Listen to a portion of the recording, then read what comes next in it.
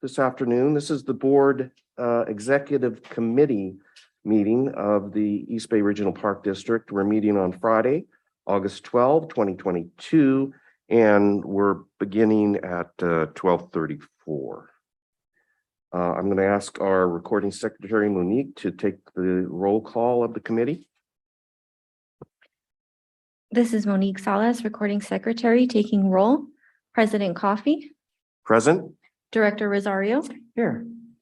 Park District staff participating in this meeting include Deputy General Manager Dr. Ana Alvarez, AGM Allison Cook, AGM Jim O'Connor, AGM Ann Cassabaum, AGM Deborah Ocker, Assistant Finance Officer Jeff Rasmussen, Chief Lisa Gorgon, Chief Brian Holt, Kim Tai, and Neoma Laval.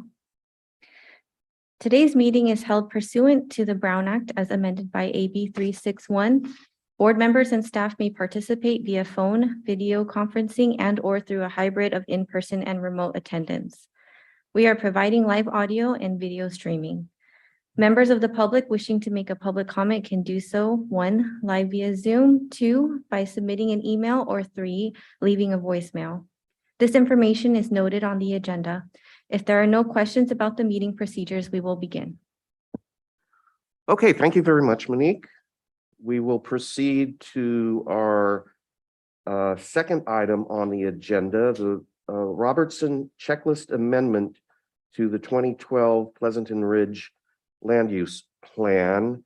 And that's going to be presented by Kim, I believe. And you might want to start off with letting me know what exactly a checklist amendment is. I'm not familiar with that phrase. And it looks like Brian's going to present. Thank you very much, President Coffey. Brian Holt, Chief of Planning, Trails, and GIS. I'm going to give a quick introduction to this item, and then our senior planner, Kim Tai, will lead us through the presentation. So thank you for the question regarding what a checklist amendment is. This is actually a really exciting item that we're bringing forward to the executive committee, and we'll be moving forward to the PAC and the full board. What we're doing here is we're opening up new parkland. That is the core of what we do here at the Park District, and we're excited and honored to have the opportunity to bring this item forward. As you know, the board some time ago approved the Pleasanton land use plan back in 2011. And then subsequently to that, authorized the design and construction of the Tyler Ranch staging area. Our design and construction staff have definitely moved that project forward. Construction is substantially complete, and that staging area will be available to open to the public sometime later this year. That staging area and that land also leads to land banked property. That's property that's not currently open to the public, but could be made available to the public once it's determined that it's safe and suitable for public access. We do have a process here at the Park District and a separate policy that was approved by the board back in 2000 or so. And Kim will get into more detail on this, but about that allows the board to open up land bank properties through an abbreviated checklist amendment process. So essentially, since we aren't proposing to construct anything additional, we're simply opening up land that is currently not open to the public, and we're able to do that because it's safe and suitable for the public to access it, because we have this separate staging area and other land that was covered under a previous land use plan, that we're able to also open up what is a substantial area of property. So again, this is a big action for the Park District. This is an exciting thing for us to be able to open up a really substantial new area, a new ridgeline trail, and really substantive views. And I will leave it to Kim to go into all the details there, but that is the action that's here before us, and we'll continue to move this forward through our typical process, which is to take it to the PAC and eventually the full board. So with that, I'll have Kim Tai give us the remainder of the presentation. Also joined here with Neoma Laval, principal planner, who has just done a really excellent job in navigating this process through with our stewardship department, our operations department, our public safety staff, and really the whole district to have us come together so we're able to provide this to the public. So thank you very much.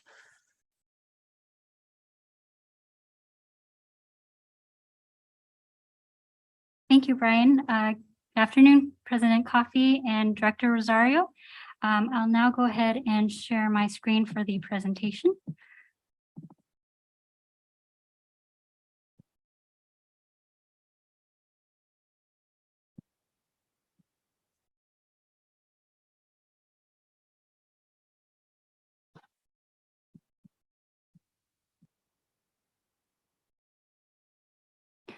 Great. So as Brian mentioned, excuse me. This is bringing to the Board Executive Committee the Robertson Checklist Amendment. This is the kind of our Park District's modified amendment process, planning process to open up the Robertson property to the public, as well as append it to the Pleasanton Ridge Land Use Plan approved back in 2012. And I will be bringing to you a recommendation to forward this checklist amendment and its accompanying CEQA notice of exemption to the full board of directors for approval. With board approval, the property will be able to open for public access and be appended into Pleasanton Ridge. To give you a brief overview of the location, the 1,363 acre property is located in the southern portion of Pleasanton Ridge. It was acquired back in 2012. When it was acquired, it was expected that the property would be incorporated into Pleasanton Ridge and open to the public once it was made safe and suitable for public access. On the map, you can see here that it's adjacent to the Tyler Ranch property. This Tyler Ranch property was incorporated into the land use plan for Pleasanton Ridge and its accompanying CEQA document. The Robertson property itself, as you can see here, has various existing ranch roads shown in the green with the green lines. Park District staff have worked together to determine which ones to open for public access in the green lines, which ones to close to the public access, close the trails seen in the dotted black lines, and which one to maintain as service roads for maintenance vehicles shown in the solid black lines. As you can see here, there are a few wonderful views straight from the property, particularly from the Sunol Ridge Trail. At a particular spot on the property, you can see various panoramic views of the East Bay, the Bay Area's iconic mountains. For instance, Mount Diablo to Brushy Peak in Sunol and Ohlone, the Mission Peak, also to Mount Umunhum and all the way to Mount Tamalpais. The property, in the property, there's a 17 feet elevation, 1,700 feet elevation gain just to get to the Sunol Ridge summit. The property includes grasslands, forests, chaparral, ponds, and creeks.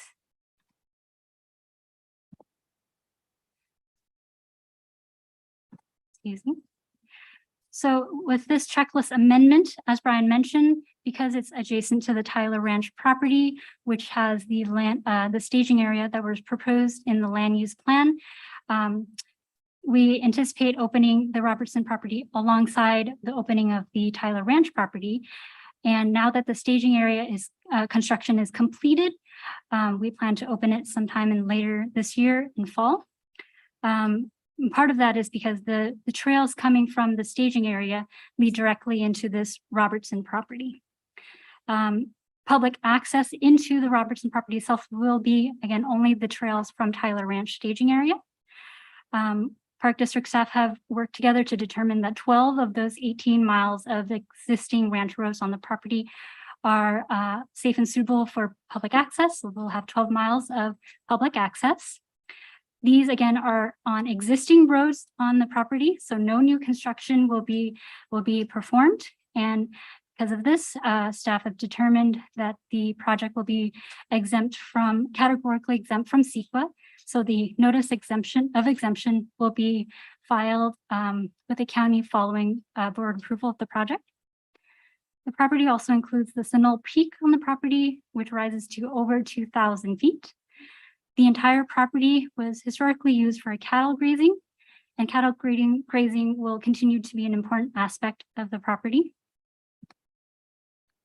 As part of the opening process, the planning department, including myself, Tanya Covarrubias, and Naomi Laval, we've worked very closely with not only ASD staff, but also operations, public affairs, and public safety to kind of gather all the input necessary to determine the characteristics for the property's opening. We've kept track of all of the actions and tasks necessary to open this property, including getting gates, signage, and fencing and trail posts installed, updating all maps and brochures with public affairs, ensuring that the trails are ready for the public access, and appropriately notifying the public and public safety of its opening. So the first step in getting this property open for the public is through this checklist amendment process through board approval. Following this meeting, we'll go to the Park Advisory Committee, followed by the full board of directors on September 6th. There will be a soft opening later this year, which includes a community open house and preview event for the Sunol community, who are directly adjacent to the Tyler Ranch and Robertson properties. The Robertson property will be taken off the land bank list, and we will be developing a post-opening monitoring and management plan in order to monitor and manage the potential effects of public access on the resources on this property. In winter of early next year, there will be a more formal dedication opening event, and there will be coordination with Interpretive and Recreation Department to develop educational materials and interpretive panels for the property. The staff today recommend that the Board Executive Committee forward to the full Board of Directors a recommendation for approval of the proposed Robertson checklist amendment and the accompanying notice of exemption for CEQA. And I'll be available to answer any questions. Naomi Laval is also available here to answer any of your questions. Thank you. Okay, I have a couple, but I'll defer to Director Rosario if Oh, yeah, thank you. want to go. Sure. Where's the Tyler staging area in Yeah, that was one of my. So I wish we had an extension of this map, but so if you follow the Sunol Ridge Trail seen here on this map all the way down, it will reach the Tyler Ranch staging area kind of at the bottom of Tyler Ranch property. And that in terms of an address, that's at the Foothill Road, 1st Street, 2nd Street intersection. So that's Tyler Ranch from the staging area up into the hills is a brand new trail, correct? The Sunol Ridge Trail is existing. The new trail construction that was included within the staging area construction at the time, that's the Tyler Ranch Trail, which goes from the staging area and connects into the Sunol Ridge Trail. Okay, so that new trail construction that we all saw on our field trip out there eventually hooks up with that trail, which leads into Robertson. Yes.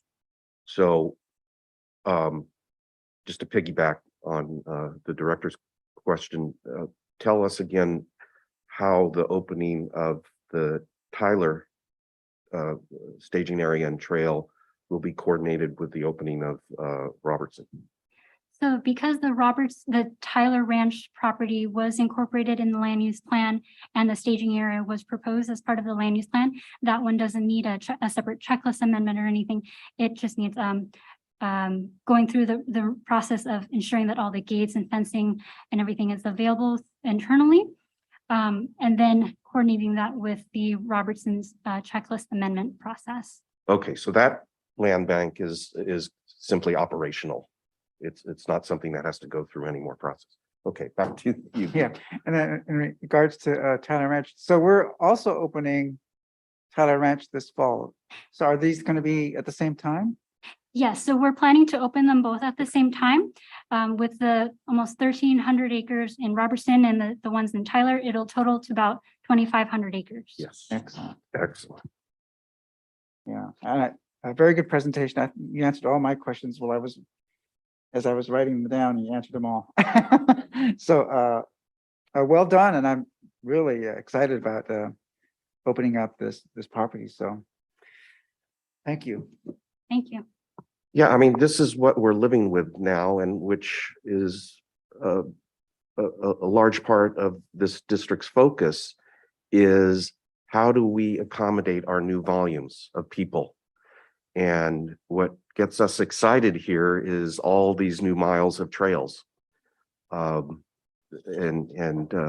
It's timely, and we're pursuing more of this throughout the two counties in opening new lands for people to use. It's just really important that we do this to accommodate those new miles. So this is particularly exciting because it's a lot of land and it's a lot of trails. And I say this in all seriousness. I would think when we have these new trails open that we put up some posters around Mission Peak and urge people to try out these new lands and kind of try to shift some of those volumes to new lands so people know there's new land open, new trails open, go check it out. And I don't know how, we don't have an email list for Mission Peak users. So, I'm thinking just posters or whatever, it would be a really good idea to highly publicize these new trails, because a lot of those folks will hear that and want to go try them. And, these great views, you don't have to go all the way to the top of Mission Peak to get great views. Anyway, my 2 cents. No, thank you, Director Coffey, Deputy General Manager, Dr. Ana Alvarez. We appreciate your interest in making sure that the word gets out, because it is a big deal. And it's a lot of good work from a lot of folks to make sure that we open and create public access to public lands. It's as simple as that. And we do have our AGM of Public Affairs listening to you and Casabon.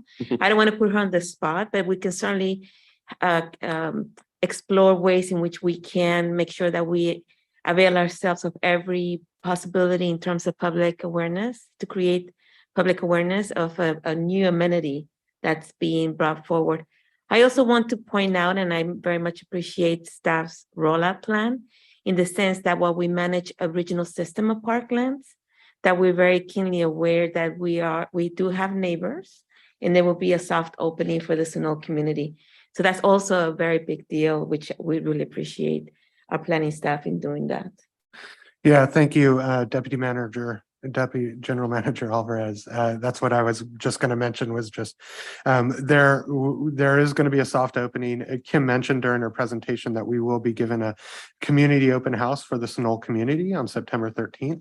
And that's going to be an opportunity for the community to come out and really ask our staff questions and have any of their concerns addressed. And they'll also be able to preview the site and the new trail. We do think we've heard from many members of the community of Sunol, some with concerns that we've been able to address. We've attended the Sunol Community Advisory Council a number of times, Lisa Gorgian and myself. And then we've also heard a number of members of the community of Sunol who are very excited about this new parkland opening up. So the rollout does include a soft opening, so the community can become to get familiar with the site. And then that is why the intent is to sort of do a more formal opening later in the early part of next year, so then we can start to do that. So we'll continue to have conversations amongst staff about how to best advertise that, how to best promote it. But we are also, want to be very respectful of our neighbors as well as we start to roll this out, as this will be a new amenity in their community. Thank you, Brian. One other comment. Yeah, please.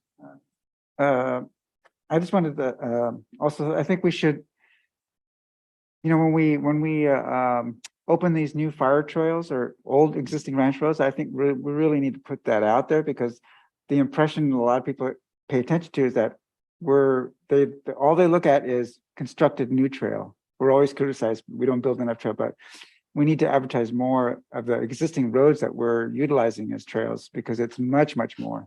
I mean, 12 out of 18 miles is incredible. And so I think we should be advertising that more and highlighting that. And then also, I know because I recently talked with the mayor of Pleasanton, and she was very excited about hearing about Tyler opening up, because she was pressuring me to open up GARMS at a recent mayor's conference. When's GARMS going to open up? Because Castle Ridge is so popular that people are complaining about access. So the community in Pleasanton is going to be very, very pleased with this opening too. So thank you. Yes, thank you. Very good presentation. Much appreciated. Thank you. Thank you. Will Director, you want to make a motion to Sure. approve the recommendation? I move that we approve the recommendation as presented. To move it to the full board for approval. Thank you. Second, and would you call the roll? President Coffee, Aye. Director Rosario, Aye. so moved. Thank you. Thank you. All right, thank you. All right, the next item, item 3, is replacement of Anthony Chabot residence. I hear applause. Good afternoon. I'm Assistant Finance Officer Jeff Rasmussen, here to present on replacement of the Anthony Chabot residence. So I will begin and sort of set up my PowerPoint presentation.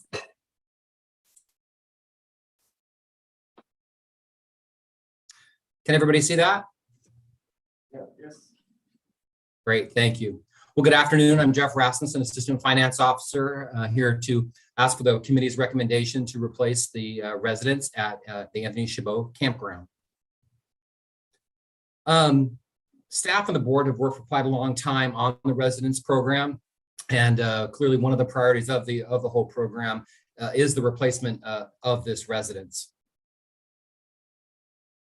Just some history of the residences that we've already been working on or have replaced. There's 3 that we're in process. We actually completed the Camp Warriors Director's Residence. It was about 800 square foot, 2-bedroom house for $417,000. That was the total cost, engineering, permitting, and construction. The Vasco character, and that's the picture shown on the bottom left with the white trim. That's the Camp Warrior Director's Residence at the bottom left with the white trim. In the center of the slide is the Vasco Caretaker's Residence, and that was completed for $429,000. And then the drawing there is the board awarded a contract for the Black Diamond Errata Residence. This is a 900 square foot residence, actually very similar, more similar to the Anthony Chabot residence. And its total cost is $489,000. So those are all in process. We haven't quite started on Errata yet. We'll probably pull permits by the end of the year, but that should be done maybe some April of 2023. Black Diamond Errata should be complete. Some other things that we're working on in the program, and kind of go in addition to the Anthony Chabot Campground, but going around the photos clockwise. First, we have Pleasanton Ridge Tejon Canyon. That's that rather large brown, beautiful home shown in there. And what we're working on there is splitting that very large home into a duplex unit with a large upstairs unit, and then kind of a downstairs lower apartment or duplex thing. So renovations of that house are underway and going, and we still need to replace the septic system out there, but the work is progressing. So hopefully that'll be ready to go next year. The next project on our list is the Vasco Cave Service Yard. That's in the bottom right corner. One of the objectives of the program is to get rid of to take care of some of these really decrepit trailers. And you can see in the picture there from Vasco what kind of the bad shape that the existing trailer's in. So the board appropriated money in the 2022 budget to replace that. So we're working on replacing that residence there. Another project we're working on is the Tilden Corporation Yard, the photo in the center there. If you're familiar with the site, it's a very constrained site, very tiny site. So we actually had an engineer and do a preliminary look at it and see if it was even feasible to do that. And in fact, Robert Kennedy was very helpful in helping us where the sewer line should go, because we have a brand new paving there and a lot going on. So now that we know that the project is feasible, we will be coming to the board as part of the 2023 budget process and asking for money to replace the Tilden Corporation Service Yard. And then the last residence that we're currently working on is the Round Valley Lydia Lane residences. That's the greenhouse at the bottom there. There's actually 2 residences out there. This is the older one, 301 Lydia Lane, but we're also working on 302 Lydia Lane. And reconstruction, new flooring, painting, outlets, and lighting for that is almost nearly complete. And we're looking forward, the board approved allowing the California Conservation Corps to move crews in there for crews that will work exclusively for the park district. So that work's nearing complete, and we hope to turn that over to the Conservation Corps at some point soon. For this project at Anthony Chabot Campground, There hasn't been a residence out there since 2011. It was one of these trailers that was really just substandard and uninhabitable, so it was removed in 2011. But a security residence is really needed at this very popular urban campground. The residence is right there at the entrance where everybody comes in. In fact, I just noticed on the park map even shows park residence. It's been gone for 10 years, but so it's really important. And it's just a super busy campground with 75 family campsites plus 7 group camps throughout the park. So this residence really provides a great service to the park and the public. Some of the sustainable features of all the residences, the new ones we've been building, is that they all use sustainably sourced lumber. They have heat pump, HVAC, and water heaters, which is significant for 2 reasons. First of all, heat pump technology is very, very energy efficient as a way to generate heat from electricity. And also, since it's not on gas, then the energy for that can come from sustainable sources, such as our solar panels at Shadow Cliffs or other green energy programs. So being all electric, not burning gas, makes them much better much more carbon neutral. The residents have a cement siding, which is very durable, looks great, and it's easy to maintain and paint and maintain.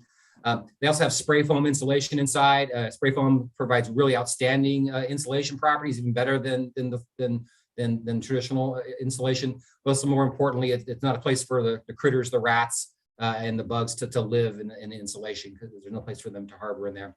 And then finally, these are all on concrete slabs. One of the problems with trailers is snakes and critters and gophers get underneath them and really cause a problem. It's one of the big problems of living in trailers in the regional parks.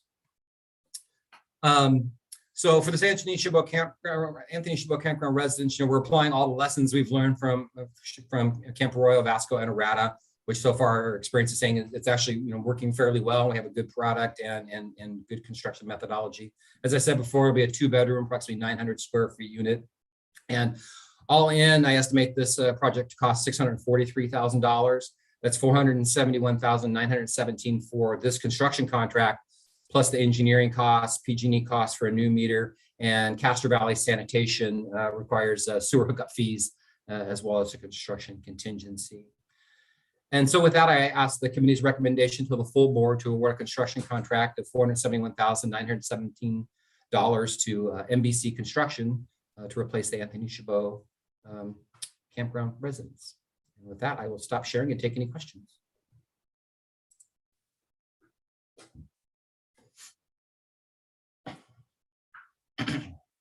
All right, sounds real good, especially I appreciate that broader scope of in-progress projects. It's very informative. Director Rosario? Yeah, I'm very happy that this is happening. Long time in coming. Just because of the that campground really is isolated, long response times for any EMS and police services. And I think that's why this residence has always been a priority for given priority to for employees that are either public safety or firefighters and park rangers. So and I think Director Waspy, who lived in that residence, could attest to the number of incidents and calls and just being there for the campers is it will be a very busy residence. And so my only question is there any chance of in the future of retrofitting that residence with solar panels? That's a good question. All new residents in California are required to have solar panels, but because we have our district-wide solar panel system at Shadow Cliffs, we're able to use and assign the power from there for this residence. Okay, but at some point, as we continue to grow, the cap, we'll shrink the capacity of the Shadow Cliffs array. So, something to think about in the future. Absolutely. Thank you. I think the obvious question here is, and I haven't done the calculation, but 900 square feet for total cost of $600,000 just strikes me as a lot. That per square foot, that and again, I haven't done the calculation, but if I'm sure if you penciled out per square foot what the cost here is. $714 a square foot. So that exceeds what private sector costs are. I'm, I kind of have in the back, having 30 years ago built our own house. We explored what the per square foot costs of construction were back then. And I know today it's a lot more, but I've seen references to it. So the obvious question is, are these costs that we incur because we're public sector contracting? Is that the bottom line? I think that's probably the strongest case, yes. I didn't put it in here, but there were two other bids in the project, and for construction only, 471. We had a bid for over $600,000, and we had another bid for over $1.2 million. And in fact, District Council asked me to look into the $1.2 million bid. And best I can tell, that firm was used to working for like National Park Service and large federal agencies. So I think we are paying government rates, but I think luckily we're not working in some of the the federal standards, which are even higher than that. But yes, prevailing wage and all that stuff. Related to this project specifically, we did have to add a PG&E meter. They didn't have the right type of power out there, so we had to add a new meter, which ended up not being that costly, but it added to it. And then new mobilization, small house. You know what I mean? If we're not building a lot of big barn, a lot of square footage per se. So I think those are some of the factors. Yeah, well, it feels better. I feel better about it knowing that we're requiring prevailing wages be paid. That's a good thing. I think that's the only question I had. Yeah. Are we good? So we're very pleased with the overall in progress projects, and this one's a very good idea. So I will entertain a motion, Director, to appropriate funds and award a $471,917 construction contract to NBC Construction and Engineering, Inc. to construct the residence at Anthony Chabot. So moved. And seconded, please call the roll. President Coffee, Aye. Director Rosario, Aye. so moved. And Director Coffey, if I may, Deputy General Manager, we do have AGM O'Connor here as well as AGM Walker. And Jim has been wanting to say something, but I'm hoping that he can also give you a quick update on what's next on that ad hoc committee that he has been leading. That'll be important. Yes, I now notice Jim's hand is up. Yes. I'm sorry, wasn't looking carefully. So Jim, please. Just thank you, President Coffey and Director Rosario. I just wanted to say a couple of words here. This is really exciting, the work that Jeff has been doing. I really want to commend Jeff for taking on this project and several projects here. There's a couple of really important reasons here is that Jeff has really worked hard with designers early in the process to determine a standardized construction for these park residences. And the really important thing is, yeah, the cost is high, but the materials it's made out of, the insulation, the heat pump, these are really, I would say bomb-proof. Nothing's bomb-proof in parks because of all the critters we deal with. But this is a really high standard compared to what we've dealt with. This will, in the long run, really improve the quality of park residences for those that are living in them. They'll really reduce the maintenance costs, the energy costs. So this is a really great program. It's been a long time coming. When I first came to the district, almost 11 years ago, we were talking about that we needed a standard. We needed to get rid of these double wide trailers and move into stick built. And Jeff has really done a lot of work to get us here. And this is a really great standard. Yes, it's expensive, but the long term, it will save us money looking way down the road. And I think that's something we're trying to do is improve the quality of our facilities overall. So I really want to commend Jeff's work around this. So I just wanted to say that on the record here, because I think Jeff's really done a lot of great work. Thank Jim, you. thanks for the praise, and you're absolutely right about the quality. I forgot to mention that.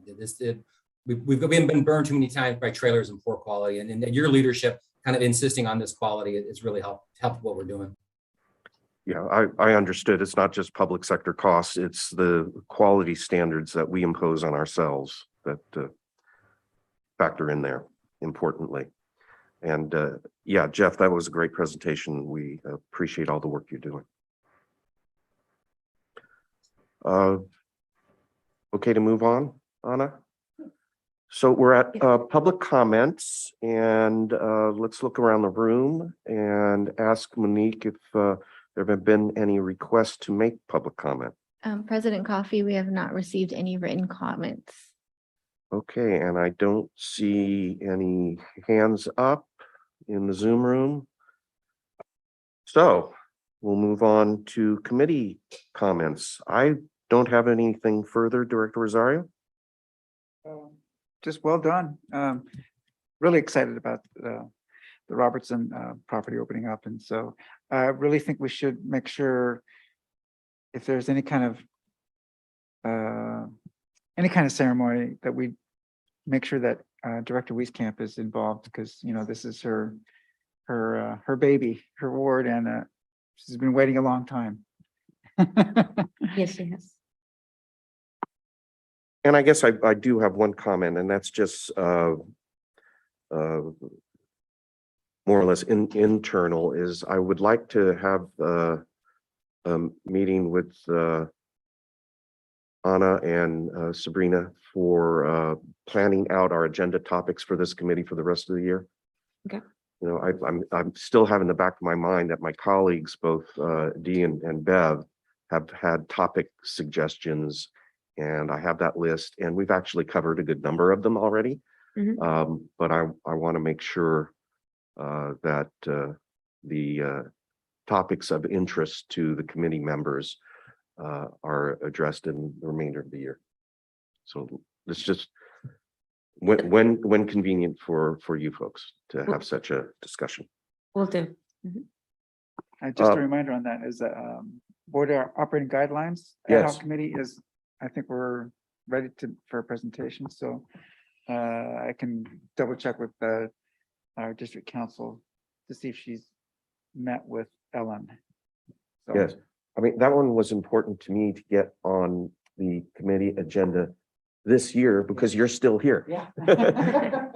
And to me, that's motivation to get it Yeah. done at the committee level while you're still on the committee and not rotated off.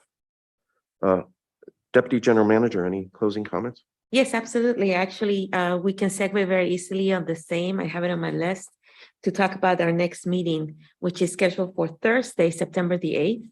And based on the 2022 look ahead calendar for the board executive committee, you're right, Director Rosario, we did have the board operating guidelines there. We will need to check with general counsel to see the readiness of that item. And we also have the Peralta Oaks North Building, as well as the Okay. Southern Las Trampas land use plan that was scheduled for this meeting, but it got deferred. So I'm going to check again with planning and for the land use plan amendment for Southern Las Trampas, which I know is important to Director Lane. So that's what's scheduled tentatively now for the next meeting. Okay. And I will certainly welcome and schedule an opportunity to discuss with Director President Coffee and Sabrina, our general manager, the remaining of the year for this board executive committee, as well as the general board of directors. We do have an update on our 2022 look ahead calendar. Oh, terrific. And the other item that I wanted to share is that I just wanted to mention that the capital program criteria was also scheduled to be here. But if you notice, we placed it on the general board of directors meeting. It was on the non-consent for last Tuesday's meeting. And the reason for that is that we had an opportunity to discuss the proposed language and the proposed policy twice. We had a sneak preview as part of the board study sessions for 2022. So as soon as we schedule the special meeting so that we can complete the business items on that August the 9th agenda, that item will be heard then. Yeah, I noticed we're going to have a board meeting on the 23rd. Yes, that's the tentative date. I just haven't confirmed it, but that is the date that I have as well. And then the other items is just a reminder that this Saturday we're doing a walk and talk with Representative DeSaunier Yeah. at Thurgood Marshall Park. And also I'm hoping to see you on Saturday, August the 20th at the Tilden Botanical Garden Ah, yes, for the ribbon cutting for the crevice garden. I think we're all Which- looking forward to it. Yes, yes. And it's such a beautiful space. And staff has done a tremendous job to create that opportunity to understand the Sierra Mountains. So yes, it ought to be a beautiful event. That's all I have, unless there's any other items from you. I saw Mark Desaulnier's district rep Chanel Scales and last night, and she said they had been planning for about 50 people RSVPing for that event. She learned yesterday that they had 175 RSVPs, and they're a little concerned about all those people showing up. But I think it's wonderful because it's a very exciting site. I've been out there several times, and you just can't get enough of that site. So I think that it represents a high level of public interest in those brand new parklands. So that'll be exciting. Anything further before we close? No? Just a reminder, this Saturday is coastal cleanup. I'm gonna be at Martin Luther King. It's this Saturday that's tomorrow I think so. or the is it? next one? Isn't it? I was, Or is it, someone gave me a September date. I don't. Thank you. It's not on the look, it's not on the future dates calendar for the board. let's see, So it Check might that be- out because I was getting some maybe I have the date wrong. a September date. Oh, that's- Exactly. And Okay, I know it's stuck in my mind because I have conflicting invitations, either to be at Radke, Martinez, or at Marsh Creek. So I've been invited okay. to conflicting cleanups on that day. I stand corrected. Maybe Good. I'll I'm try way to ahead of cover myself. both. President Coffey, I don't know if you said it, but it's September 17th. Yes. Right. Mhm. Monique just let us. Okay. Oh, I'm sorry, I missed it. Good, Great. thank Thanks. you. But yeah, I appreciate that, Jim. But Director Rosario, you're always welcome to help us continue cleaning up around. Yeah, I appreciate it. Yeah.